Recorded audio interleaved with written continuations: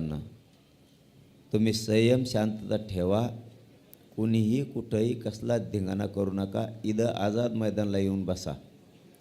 आणि आपल्या ग्राउंडवरच्या पोरांना सांगणं आहे की माझी ही तळमळ आणि तळतळ तुम्ही त्या CSTला इकडं तिकडं असणाऱ्या पोराला जाऊन सांगा, आपल्या पाटलाला त्रास द्यायला नको, पाटलाला त्रास होईल असं आपल्याला पाऊल उचलायचं नाही. तुम्ही आझाद मैदानला सगळे चला.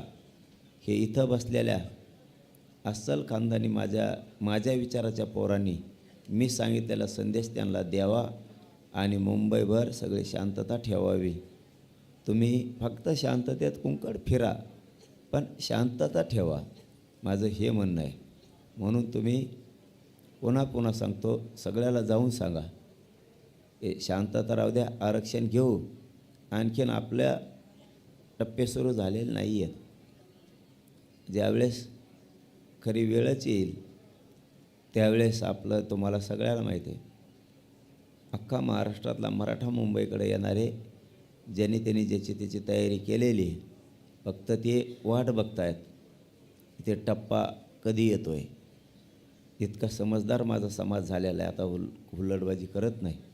फक्त पोरांना जाऊन सांगा, माझा निरोप, पाटलाला डाग लागन, पाटलाला त्रास होईल असं एक काम करायचं नाही.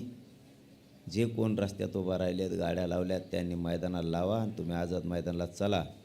असं सगळ्यांनी माझ्यावरचं काम करावं, ही सगळ्यांना माझं विनंतीपूर्वक सांगणं आहे. आणि मला विनंती करायची वेळ माझ्याच समाजाला येऊ नये अशी माझी अपेक्षा आहे.